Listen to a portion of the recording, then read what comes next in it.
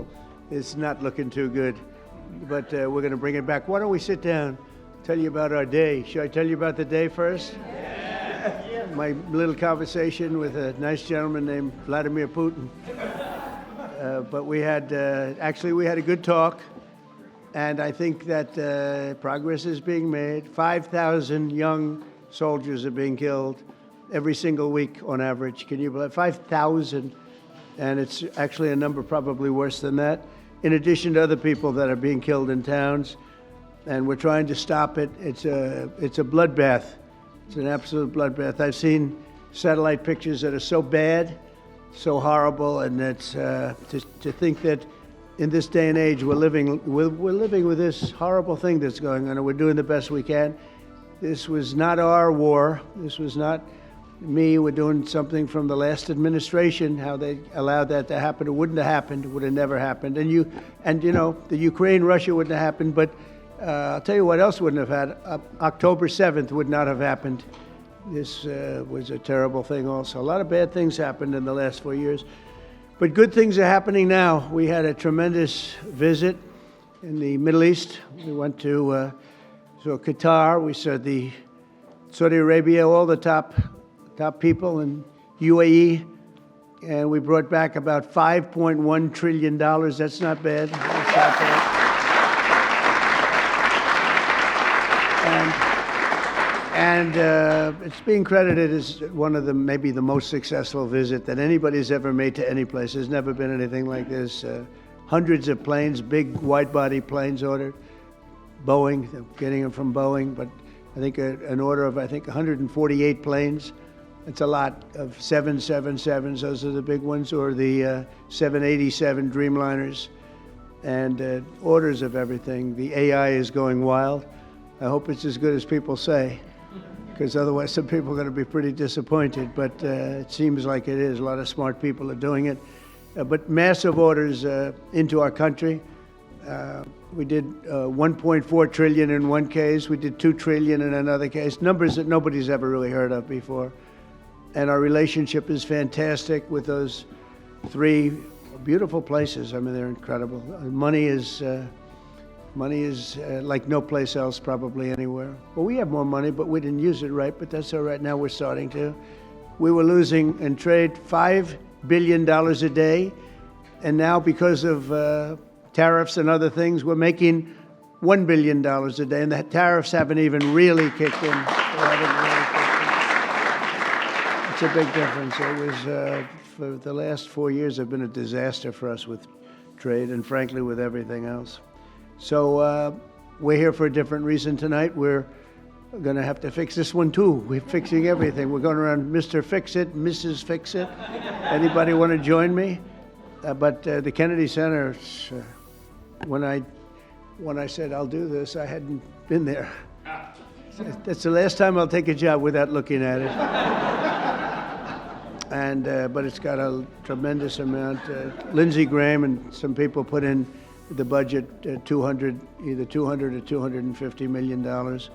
Money was spent there. Tremendous amounts of money was spent there over the last 10 years. I don't know where they spent it.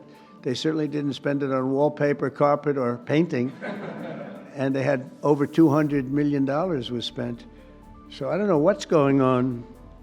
Pam, are you here? You hear that? Look, when I hear that, I say, what? Where, Pam, where did all this money go? It's crazy. It's crazy what's happened with our country in that regard. You know, it's to build things. Go back to the Woolman rink. They went for years, 12 years without getting a rink, and I got it built in 3 months for a fraction, like a tiny fraction. They had spent over $20 million. They never got it opened. I said, I want my kids to go ice skating before they're too old. They don't want to go ice skating anymore. I used to watch it from my window. I used to watch people, nobody working, and spending money like crazy. And as you know, I got it built very quickly. This is well, maybe a more difficult. That was pretty easy, actually. We had cement mixers from the rink all the way back into Harlem. We poured one contiguous pour over a period of a day and a half. They would pour a little section, then another little section. And when they put water, it all leaked, surprisingly, you know. So it was fun, but I love construction. That's, I guess, why I like this a little, because we're going to have to redo it. So I'm honored to welcome exceptionally talented and committed group of patriots. You're amazing people. This is an amazing board, I'll tell you. And I got so many calls from people, could I get on the board? You have a lot of people that are not so much in love with me right now because I couldn't get them on the board. But because the board is taken. But we're going to turn it around, and the Kennedy Center Board of Trustees, you're here, and in many cases you have your spouses. And I want to thank Rick Grinnell. Where's Rick? Where is Rick? Hello, Rick. He did a great job. He used to walk into the Justice Department with stuff under, showing all the horrible things that had gone on in our country. He had a lot of courage, and he's going to be with me for a long time, different things. He seems to be a troubleshooter. I say, how about Kennedy Center? Let's fix that one up. And tremendous strides have been made. Well, you'll be hearing about that in a second. But I want to thank the entire board for the incredible work and all the fundraising efforts. We're going to raise some funds, but we're getting a lot of funds also from Congress because they want to see this thing good. You know, we have the 250th year anniversary coming up, and this building is going to be a primary focus in D.C. And it's got the potential for greatness. If it didn't, I wouldn't have done it. But it has a great plan. It's got great sound. It's got a lot of things that, you know, if you don't have good sound, you can forget it. You're never going to.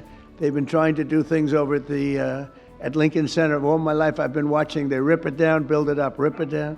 You know, some of the greatest sound of buildings built in the 1850s out of pure marble. And you get up and you can just talk lightly and they hear you back 100 rows. But and if you don't have sound, I think there's a certain amount of luck. You hire sound engineers, they get a lot of money, and then you open the building and you can't hear anything. So we're going to do some good things, but the basics are there. The location is phenomenal. The importance of the building is phenomenal. And we'll have some very interesting plans. I always thought they should have built a beautiful performing center, open air, facing out over the Potomac. They didn't do that. They built these crazy rooms underneath. They built 3 tiny little stages, very expensive. Someday maybe somebody will occupy one. They're underground. In fact, when I looked from a distance, you know, you see these like hubs, concrete hubs, and I thought it was modern art, you know. Well, here we go with the modern art blocking everybody's view. And when I actually went over there, I said, no, it wasn't modern art. It was meant for a door to be in, so you go down to these rooms. So I don't know what the hell they were doing, but they spent a lot of money. And it's just not possible that they could have spent it so poorly. But we're going to turn it around. That's what I love doing. I love turning things around. Turnaround artist. I'm doing that with the country. Believe me, we're doing it. We're doing a job. We are hot. We are hot.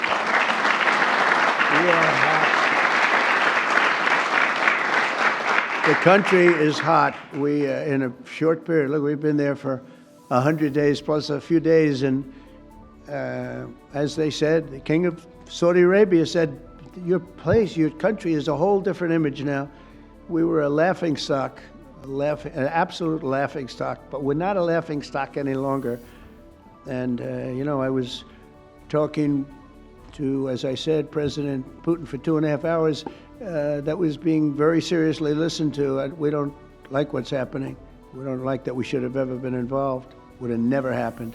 But we're respected again as a country. You know, one thing that I tell you that I think is amazing, if you remember about 8 months ago, the big story was that nobody wants to join our military. We couldn't have any, people weren't joining. And they weren't proud of our country. They weren't joining police forces all over the country, Houston, Dallas, all over the country, New York. And now we have a record-setting enlistment in the military. Think of that, record-setting. The most in 38 years, but it's probably more than that. They started taking the numbers, Susie, 38 years ago, right? But the most in 30 years, probably the most ever, I don't know. But we have record-setting young people that want to join the military, and that's incredible. To have that is just absolutely incredible. And to think that 8 months ago, we were all listening to the fact that this was before the election. 8 months ago, we were listening to the fact that we wouldn't have any, we wouldn't have anybody in our military. I mean, nobody. Army, Navy, Air Force, Marines, Space Force. I'm so proud of Space Force because we got that going. We started Space Force, and they wanted to terminate it, and the military backed up. And they said, you're not going to do that. We were third in space, and now we're number one in space by a lot. They've done a great job. They had some great commanders in Space Force. But, ultimately it's going to be truly one of the most important things we've ever done, because it's all heading to space. And I'm not talking about just experimental things that we do, because a lot of people don't understand that. We can understand that. But we're, in terms of defense and offense of our country, it's going to be very, very important. We're number one in space by a long shot. The Kennedy Center mission is to be the crown jewel of the arts and culture in our nation's capital, and under our new leadership, we're going to take this revered institution to heights that it's never seen before. I think we can take this to really because we have the right place. We have all the politicians, and then we have the people that want to get to know the politicians for lots of bad reasons. And, we have everybody here. They have to be here for something, sometime. I've got total confidence in the just great team that Rick and the group have put together. Sergio's done fantastically. We're especially pleased to be joined tonight by Secretary of State Marco Rubio, great guy. Great guy. Where is Marco? He's a great. I'm telling you, he was born for this. He loves it. You see him, he's in one country, another country. I think he loves it. But he's so respected everywhere he goes, and I know how tough he is, because I used to have to be up there with him. He was not nice. He was a tough one. He was as good as you get. I didn't know that we would end up being this close. We like each other. I think I can speak for him. I can speak for myself, but I like him, and he's done a fantastic job, and he's really, really working. And we're getting relationships that we lost that were very important for us in many ways. And so I want to thank Marco, and Marco's on the board, Attorney General Pam Bondi, who I've known so long, and she's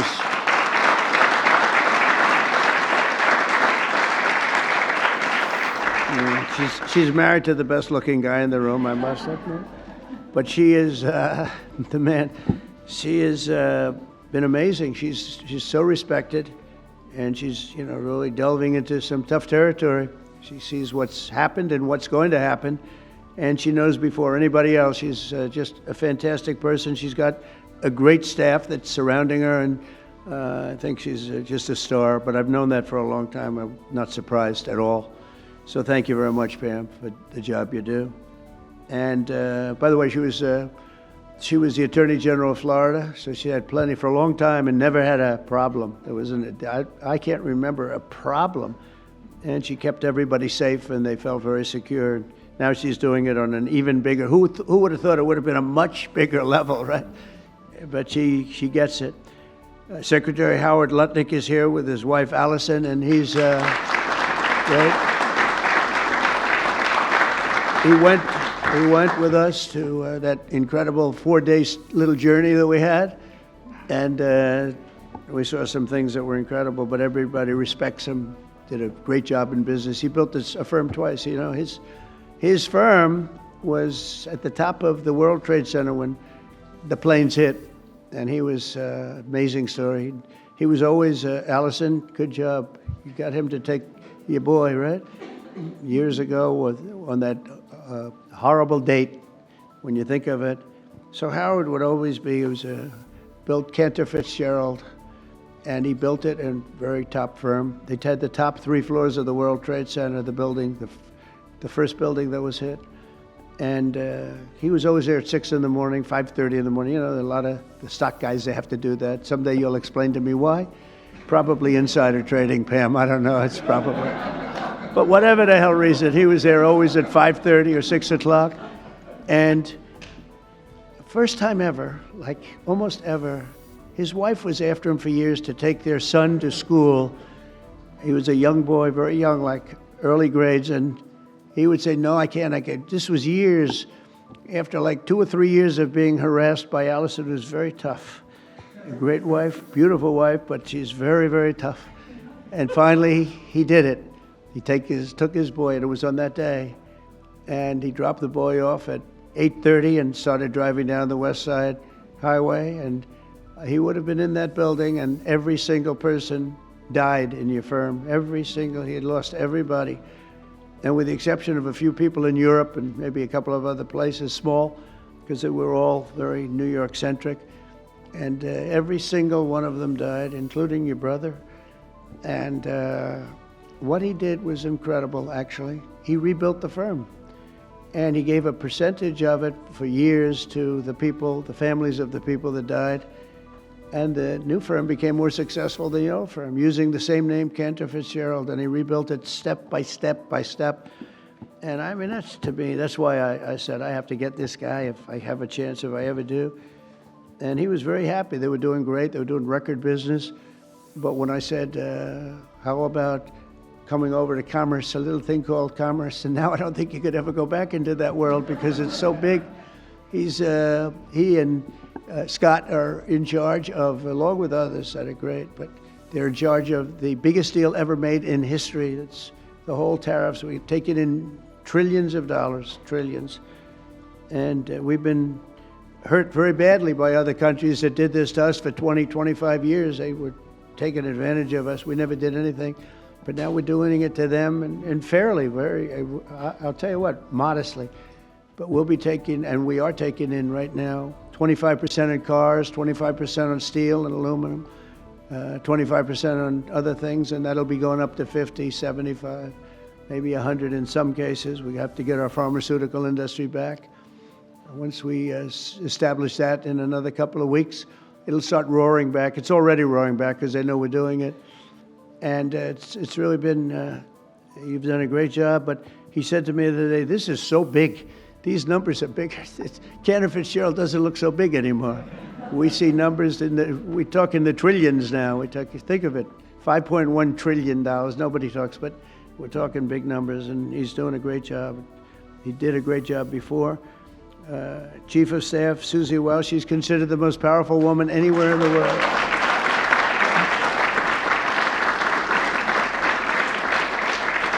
She is. She's the most powerful woman in the world. A lot of people are saying that, but she had a couple of articles, and I said, you know, it's actually true. She can wipe out a country with just a mere phone call. Think of it. That's the end of the country. But she's great. She's been, I mean, I knew because we won Florida 3 times and won it. You know, Florida didn't used to be a red state. It was a blue state. When I first ran, that was a blue state. And now it's a seriously red state. And it got more and more, and we're going to keep it that way. But Susie ran it, and we won by a landslide, and a Republican hadn't won. You know, you had a Democrat senator, you had 2 Democrat senators, but you had a Democrat governor, you had a lot of Democrats. And so we won in a landslide. I said, good. Then the next time I won again in a much bigger landslide, and anybody I endorsed also won. And I said, that's good. And then when it came time to do this, after the election was rigged, the second one was rigged, whether you like it or not, it was rigged like nobody's ever seen. And now people are seeing it. Now people don't even fight me. You know, they used to say, sir, it's not really that nice to say. I'm an honest, it was rigged, and unfortunately that's what happened. You look at some of the things that happened, all of these things would have never happened. But when it came time to thinking about doing it again, I didn't think I'd have to do that. I said, you know, I think I'm going to take that woman, my friend now, but at the time I didn't know. Her father was Pat Summerall, who was a great football player, was probably a greater announcer for 28 years for the NFL. But that tells me, you know, because I'm a big believer in the genes, person's genes. And Susie was, I said, you know, let's use Susie. She did a great job in Florida for me twice. We beat every Democrat by numbers that they never saw before. I said, let's use, and she took over and she did great. Chris was fantastic, but she had a group of people that she brought with her, and there was no looking back. We started off leading by a lot, and it only got bigger and bigger and bigger. We had a couple of challenges that didn't work out too well, worked out well for us, but Susie was fantastic. And now she's the chief of staff of the president, and she really makes it work. And she's the first woman, this is shocking to me, because, you know, I thought we were beyond that, first woman chief of staff in the history of the country, right?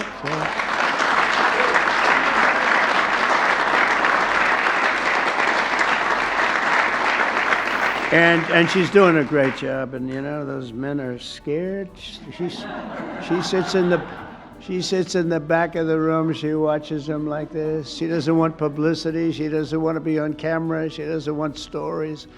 But they're up there yapping. And if they start yapping the wrong way, it's not pleasant for them. She's great. And we have a friend of mine, a man that I endorsed, and he proudly went through the roof, Jeff Landry, governor of Louisiana.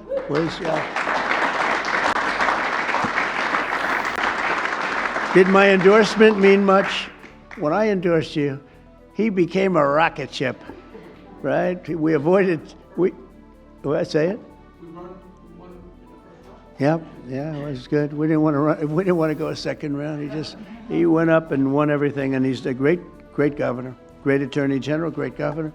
So it's great to have you. And we have so many people here that we're not going to do that, but we may play around in a little while because we're going to have some fun tonight, and we'll talk about this, but we'll talk about other things. But we might talk about some of the questions you may have. We're looking to get the one great, big, beautiful bill. It'll be the greatest tax cuts in history. If we don't get it, that means the Democrats will have stopped us, and that means people will get a 68% tax increase, the largest in history. And if we do get it, we're going to have the largest tax decrease in history. And all my life, I've watched politicians screaming, "We will cut your taxes." This is the only group where they say, "We're going to raise your taxes," and they think they're going to win. There's something wrong with them. I don't know what the hell is going on. "We're going to raise your taxes." And people say, "That's strange. I've never heard it before." When we took over in recent months, the Kennedy Center was in dire shape. As I saw on my tour a few weeks ago, the building is falling apart. I don't want to scare people. It's in fine shape, but it's falling apart. That means, we have to see, we have Les Mis. We're opening up with Les Mis and some other things. We have Mrs. Fisher here, and she said, "You know what works? Anything Broadway." So we're signing Phantom of the Opera. We're signing a lot of great Broadway, and we'll have them run for a while. And I think you're going to do very well. But it's been neglected very badly, and it needs an infusion of different things, including probably funds. But I think we're going to do very well when we get some money from Congress to fix it, because it's so important. The previous leadership wasted millions and millions of dollars and handed us a budget deficit of $26 million. Can you believe that? In addition, the programming was out of control with rampant political propaganda, DEI, and inappropriate shows. We had some very inappropriate shows, to put it very nicely. They had dance parties for, quote, queer and trans youth. And I guess that's all right for certain people. Quote, and I'm just quoting, I'm not saying it, queer and trans youth. That wasn't working out too well. They had a Marxist anti-police performance, and they had lesbian-only Shakespeare, which is different. Who thinks of these ideas, really? It's different. It's different. Oh, we're bringing our country back so fast. The military is so much better. Everything, it's just gone. They had people paying them $400,000 or $500,000 a year to teach DEI. Just 12 weeks, our new board has balanced the budget. Think of that, in 2026 budget. That's a pretty good job you're doing. So that's amazing. So the 2026, I told you, it was 25 million under. It's balanced now for the fiscal year. Eliminated DEI initiatives in all cases. Brought back family-friendly programming that will attract large audiences once again, and launched a plan to renovate the building and reclaim the grandeur as a landmark, a Washington landmark, which it always was. The Kennedy Center will also play an important role in our national celebration to commemorate the 250th anniversary of America's founding. So we have three really big. We have that. We have the 250th anniversary of America's founding. That's a big deal. And we have the Olympics, and we have the World Cup. And, maybe I got lucky, because I got the Olympics and I got the World Cup. I did nothing to help the 250th anniversary, because if I take credit for that one, then you'll say, I think he's exaggerating a little. But two of the three, I absolutely, I got the Olympics, I got the World Cup. And I said to myself when I got them, it was my first term I got them, President Obama would not take the calls from the Olympic Committee, refused to take the calls. And I think because he traveled to Oslo or wherever he went, and very far away, in order to get the Olympics, previous Olympics. And I said, well, that's great. That means we got it, because what president would travel to come in fourth place, which is what we came in, fourth place. And so he was so angry he wouldn't take the call. So I got a call from, at the time, the mayor of Los Angeles. Los Angeles is not looking too good with what the water. We just sent so much water down their way. They didn't want to take it because it was bad for the environment. I said, no, water's good for the environment. If they would have had it when I told them to get it, they wouldn't have had the fires, or it would have been very small. But we took so much, and we were looking at the Olympics. We were looking at other things, and Obama went there, and all that travel, all that everything. And think, who would go there unless you know the answer? You have to know the answer. You can't be embarrassed as president. No president's ever done that. And I give him credit, he went, but he should have known the answer. That's called deal making. And he didn't, and they put him at fourth, and he was so angry that it hurt his whole thing. He didn't want to talk to anybody. So I got a call from the mayor, and he said, sir, you're the president-elect. I was president-elect at the time. The president will not speak to the Olympic Committee, and I understand that, but a little bit his fault, I guess. He was very embarrassed by that.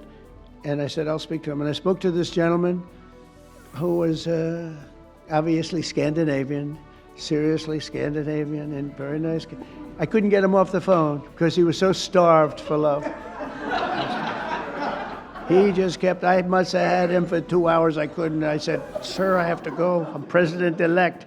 Yes. All I said to him, yes, yes, yes, we will take good care. They wanted to know that if they choose us for the Olympics, will we treat them nicely? And I said, we're going to treat you like so well, like you've never been treated. And then he wanted to talk about anything because nobody would talk to him. Now he talks to me.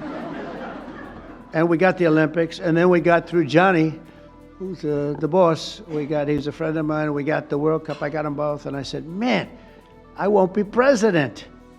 I got the Olympics and the World Cup, and I won't be president. And they're going to forget that I got them. Nobody's going to mention it because, you know, a little bit, that's the way life is. And then they rigged the election. And then I said, you know what I'll do? I'll run again, and I'll shove it up their ass.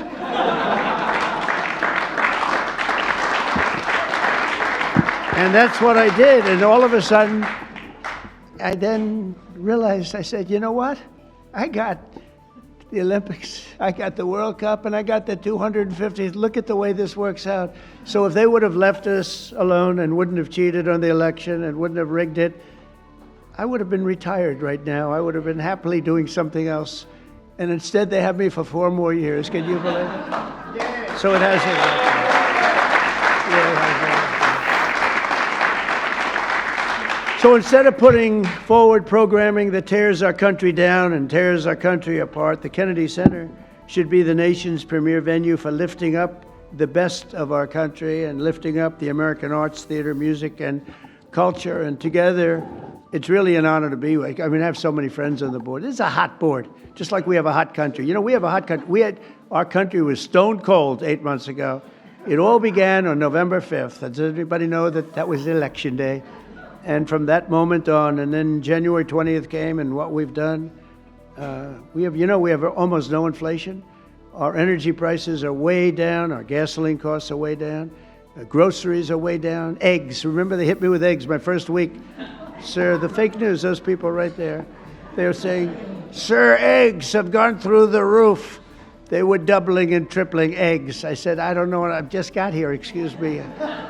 And through she's done a great job, Brooke Rollins, Secretary of Agriculture. Anyway, the prices came down. They didn't want us to, we had the egg roll here a couple of weeks ago for Easter. They didn't want us to order eggs. They wanted the eggs to be made out of plastic. They wanted plastic. I said, I'm not going to do that. But by the time it came around, the egg prices are way down. The groceries are way down. Everything's way down. We are just doing great. I mean, think of it. No inflation, and we're taking in billions, hundreds of billions of dollars in tariffs, which we never did before. We got a hot country right now. We have a country that people are proud to be a part of. So we're going to honor the legacy of President Kennedy, his great legacy, and we'll create the best and most beautiful home for the performing arts anywhere in the country. And many other things also. I want to thank you. Again, we're going to have some fun working together. We're going to make this a fun project. That's what I thought until I walked into the building. I said, this won't be the fun I thought, but it is fun. I like to create. You like to create. Most of the people in the room like to create, just like Bob Kraft created the New England Patriots. He happens to be here. And he tells me he has a great new quarterback, so we're going to see. A lot of people make that statement. We're going to find out, but I have a feeling you're going to be right. You've been right about a lot of things, but he was right about Tom Brady, right? He got him almost the last draft choice in the last round, sixth round, whatever it was. How did he work out, Tom Brady? Okay? Not bad? Good, right? But Bob's here, and his wife, as you know, Dana, she's on the board.